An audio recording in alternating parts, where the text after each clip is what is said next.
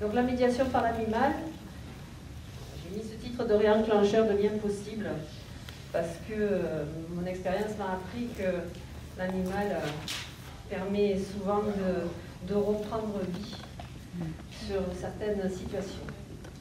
Donc, diapo suivante. Alors, je vais vous laisser, je vais vous donner la définition, c'est une parmi tant d'autres, mais elle est, je dirais, presque la plus complète que j'ai pu avoir.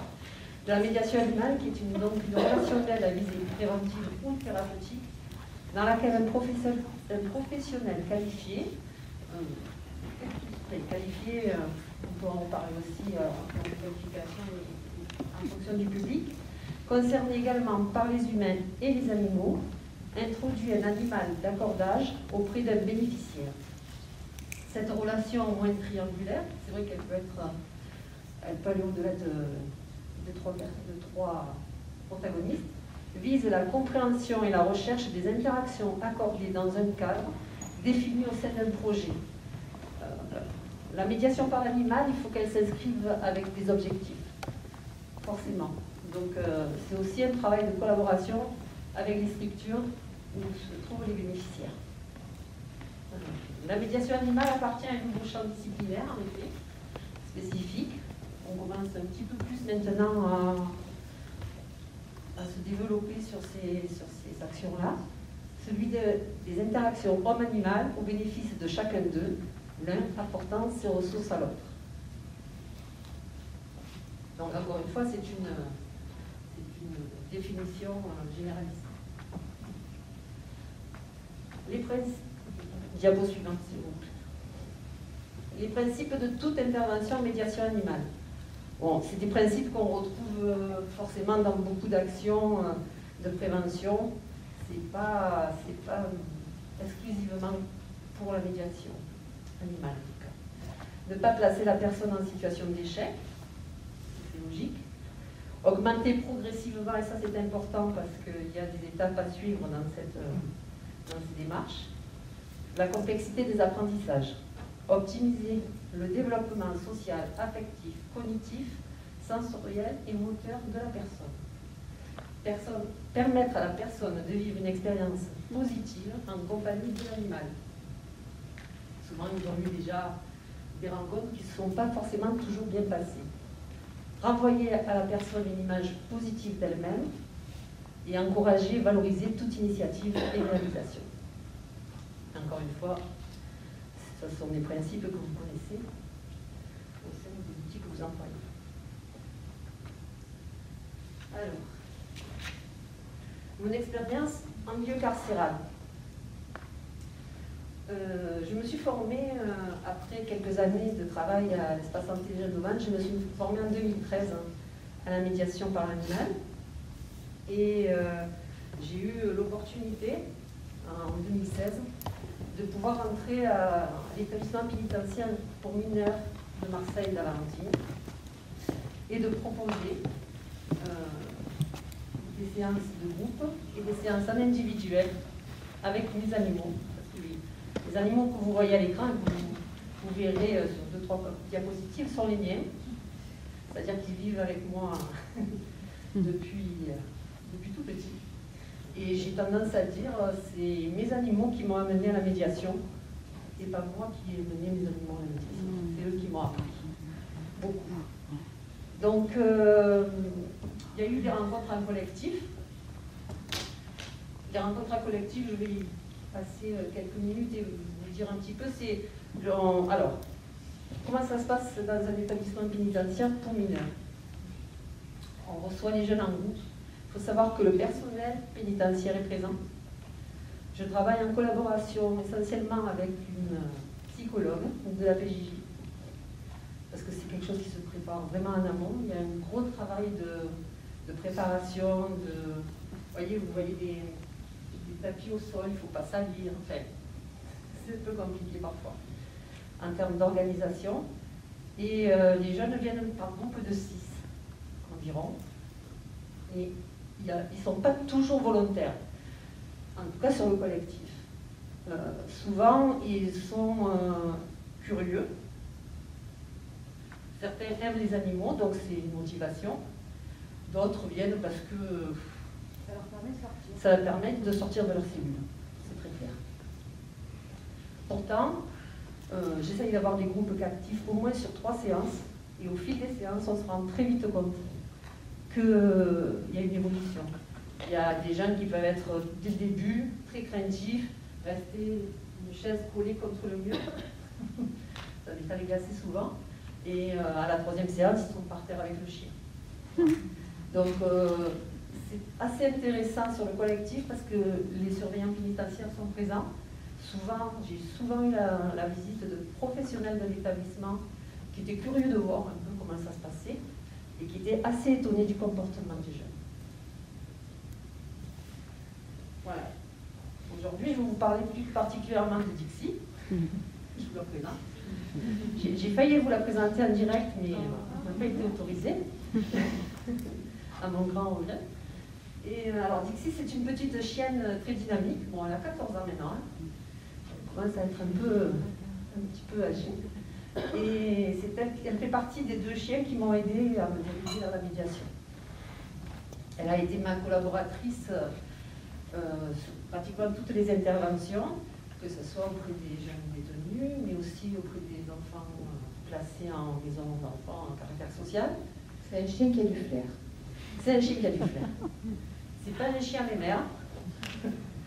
C'est une chienne assez vive et qui aime beaucoup jouer. Et je l'ai aussi utilisé en entretien individuel sur la structure. Et je vous remercie Teresa d'avoir accepté la présence de Dixie, ce qui n'était pas toujours simple non plus. Mais tout le monde y a trouvé, je pense, beaucoup de plaisir à la présence de cette chienne. Vous pouvez dire bonjour à tout le monde. Oui, des fois, il mettait des vents aussi. Hein. Très souvent, d'ailleurs. Mais ça, c'est une autre histoire. Alors, pourquoi j'ai utilisé... Alors, je ne vais pas évoquer Dixie en situation d'entretien individuel à l'établissement pénitentiaire auprès de jeunes mineurs. Pourquoi Dixie? Alors, c'était assez particulier parce que j'avais commencé par les séances en groupe et je me suis dit... J'avais à ce moment-là mon labrador, qui est plutôt un bon chien. Mais Dixie étant très joueuse et ces jeunes-là étant quand même assez agités, je me suis rapidement... j'ai rapidement pensé qu'elle pouvait peut-être plus convenir. Et c'était d'autant plus drôle, même si le terme est un peu particulier, qu'elle était toute petite. C'est-à-dire que Dixie, elle fait moins de 5 kilos et elle ne dépasse pas les 22 cm. De hauteur. Donc, vous imaginez ces grands gaillards là, parce qu'il y a même 14, 15, 16, 17 ans, qui se retrouvaient devant cette espèce de petit chien, mais qui ne se laissait pas du tout faire. D'ailleurs, il y en a un qui disait tout le temps, non mais elle est déterre. Ici, c'était la déterre de l'EP. Donc là, on va parler d'Arthur. Alors, Arthur, c'est un jeune de 17 ans qui vient de cité difficile de Marseille, qui a vécu des situations de violence très importantes. J'ai perdu ma feuille, ça ne va pas du tout.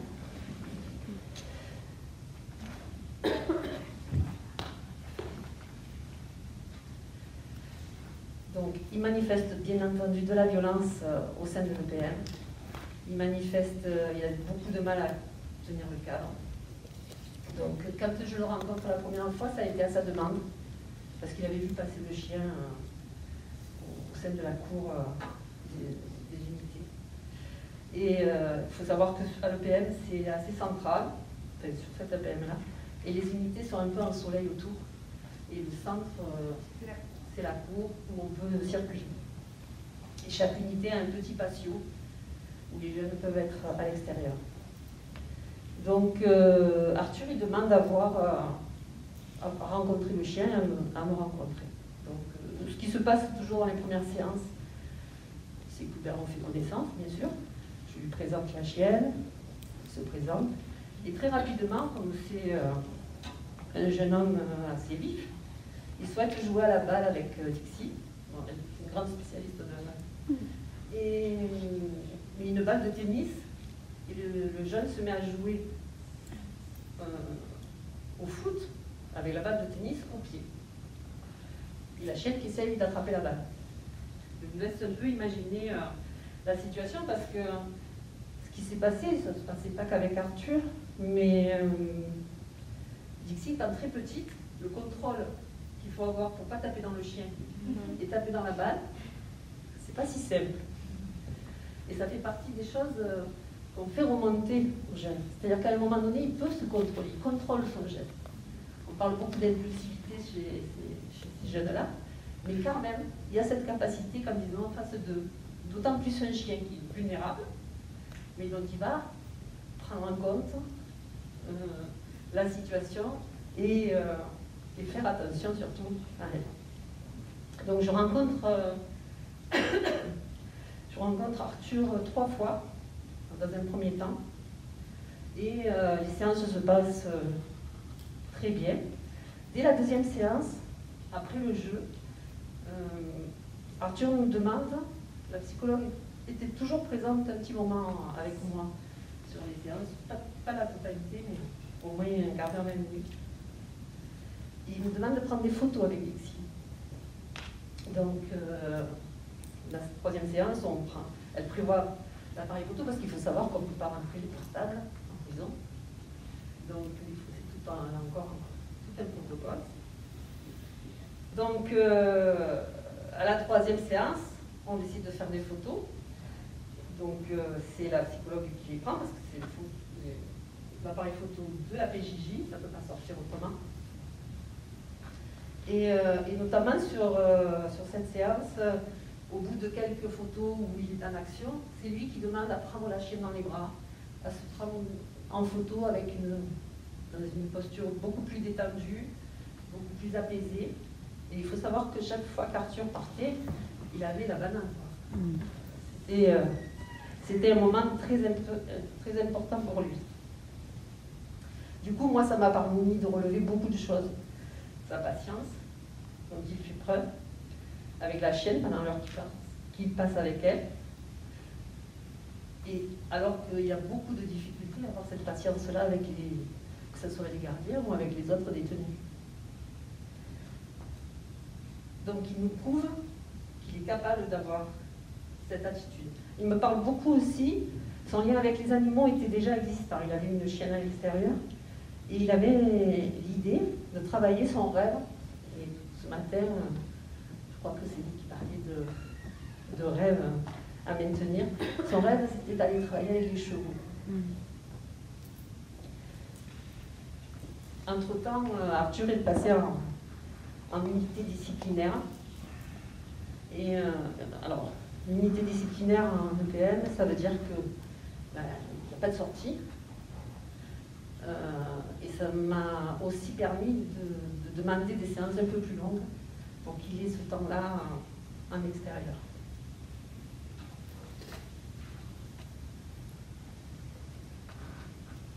Tout au long des séances, le lien s'est vraiment tissé entre Dixie et Arthur. Dixie, elle réagissait dès que je prononçais son prénom, ça c'est sûr. Et elle avait une façon de rentrer dans le PM, c'est-à-dire que, étant donné qu'elle est petite, elle passait à travers les barreaux. Et elle, prison ou pas prison, il n'y avait pas d'a priori, il n'y avait rien pour elle. Elle allait jouer, c'est ce qui l'a motivée. Et donc elle traversait l'établissement assez rapidement, elle connaissait exactement où il fallait aller, à droite, à gauche. Et on se retrouvait avec Arthur dans une salle commune qui a sur chaque unité. Donc, au bout de 3 séances, on avait beaucoup discuté avec la psychologue et de l'attitude qu'il avait elle aussi surprise d'Arthur. Et étant donné qu'il y avait un jugement en cours, j'avais fait remonter un courrier auprès du juge pour faire valoir ses points positifs, alors que l'administration pénitentiaire, elle relevait que les distractions d'agressivité, de bagarre, qui se passait aussi en dehors de ces temps-là. Et puis j'évoquais dans cette lettre la possibilité d'une réinsertion pour ce jeune, puisque son rêve c'était d'aller avec les chevaux, de travailler en tout cas dans un métier animalier. Moi je trouvais que ça pouvait être une merveilleuse piste pour qu'il sorte de ce contexte de délinquant. Il y a eu une coupure pendant l'été, et puis j'ai revu à peu près 5 fois Arthur, 5 séances avec lui.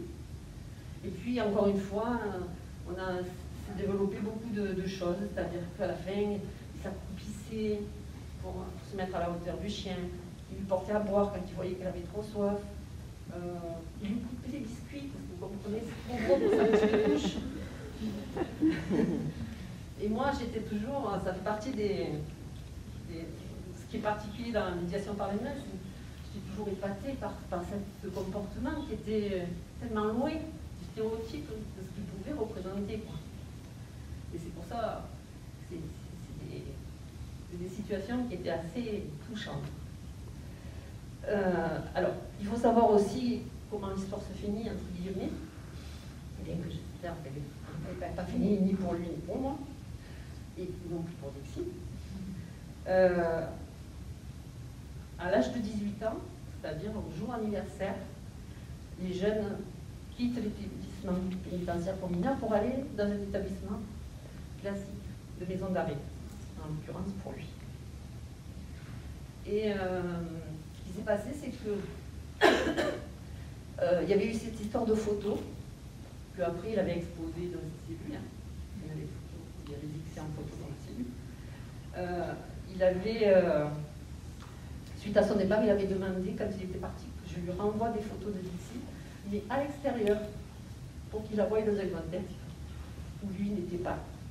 Un contexte de liberté. Donc c'est ce que j'ai fait, bien sûr. Et quelques temps après, j'ai reçu un appel téléphonique d'une éducatrice de la maison d'arrêt de Grasse, où il a été transféré, pour me dire que Arthur avait répondu au courrier, mais que ça allait prendre du temps parce qu'il ne fallait pas que je me dise. Ça, c'était son message. Et elle m'a précisé aussi qu'il avait été très déterminé. Parce qu'en fait, Arthur ne savait ni lire ni écrire. Mais il avait montré une grande importance à mon courrier et au fait qu'il était très important pour lui d'y répondre. En effet, j'ai reçu un courrier d'Arthur quelques mois plus tard, où il était très touchant dans ses propos sur les temps de médiation animale qu'il avait vécu à l'UPM. J'ai répondu et envoyé encore des photos de Dixie à Arthur. Malheureusement, il y a eu encore des transferts et je n'ai pas pu suivre son parcours. Alors, c'est vrai que cette histoire-là, c'est une histoire un peu exceptionnelle quand même, parce que surtout dans la suite, pas forcément dans ce qui se passait dans les séances, parce que ça, c'est assez classique. Mais dans la suite, de garder ce lien, on s'était aussi posé la question de pourquoi on maintenait quand même du lien alors qu'on ne faisait plus partie de l'établissement.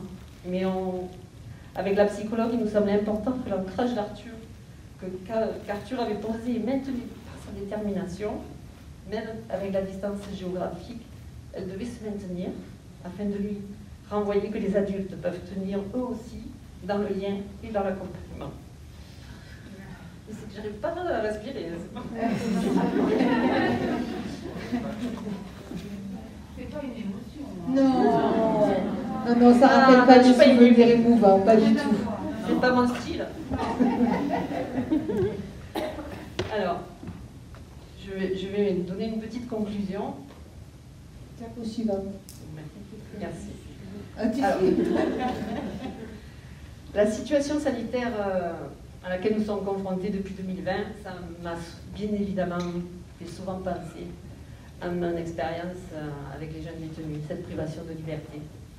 Ce confinement, ce déconfinement, ce reconfinement, les masques, toutes les contraintes qu'on vit encore au quotidien. Donc comment s'en sortir et développer de nouvelles pratiques. Pour moi, les actions de médiation par l'animal sont des réenclencheurs de la relation, du plaisir. Ça, c'est aussi essentiel. de la restauration des liens sociaux et de la projection vers l'avenir. Alors, beaucoup de travail reste à faire, je l'ai noté, parce que dans la formation des intervenants en médiation animale, c'est quelque chose qui se développe, mais moi j'invite toutes les personnes qui souhaiteraient se diriger dans cette forme d'accompagnement d'aller, il existe maintenant des élus sur Clermont-Ferrand, Rennes, qui peuvent apporter quand même de l'étayage encore plus important que ce qu'on peut trouver dans des formations expérientielles, voilà, un peu moins universitaires.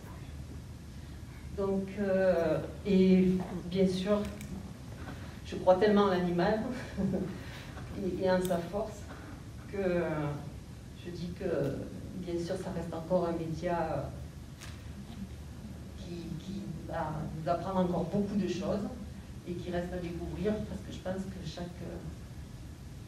chaque animal, quel que soit ça, que ce soit un chien, un lapin, moi j'ai des souvenirs d'animaux que tu as apportés, Michel, qui rentraient en résonance avec ces jeunes, qui étaient extraordinaires.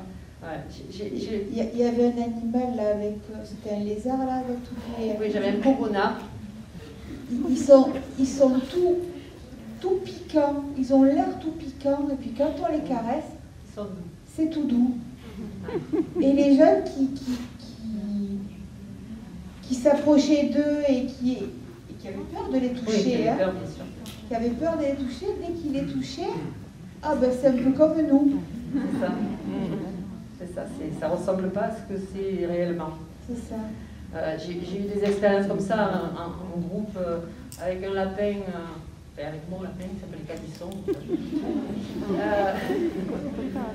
Et un jour, je pose Cadisson sur la table et puis je vois le geste qui le prend comme ça et qui le frictionne. Donc je vais vers lui et je lui dis, mais qu'est-ce que tu fais? Il me dit, ben je le caresse. Alors je dis, ben, tu sais, j'ai pas l'impression que ça va beaucoup lui plaire comme ça. Et en fait, il me dit, mais je fais comment avec mes mains? Donc ça veut dire que la caresse, il ne connaît pas quoi. Et donc on part de tellement loin. Et sauf que l'animal, là, il peut nous donner des choses parce qu'il y a un instinctif, une réciprocité qui fait que, ça dévoile des émotions, on en parlait tout à l'heure, des sentiments et des comportements inattendus. Donc je finirai quand même par la phrase de M. Cyrulnik. Le boss. Un peu, ouais. C'est quand même éthologue aussi, comme ça lui parle. L'attachement à l'animal apporte quelque chose que les humains ne peuvent pas apporter. Voilà. Donc c'est pas mieux, c'est pas moins, c'est pas plus, mais c'est différent. Et encore une fois, j'invite les personnes qui sont intéressées par ça de s'y pencher et d'y trouver le bonheur que j'ai pu y trouver, moi en tout cas, le pratiquer. Et je voulais juste rajouter un petit truc. J'avais noté avant de partir, je ne savais pas qu'il y avait une intervention sur les poèmes. Et il y a un poème qui s'appelle « Comment s'en sortir sans sortir » de Léa Lucas. Voilà. Donc je vous invite à aller le lire.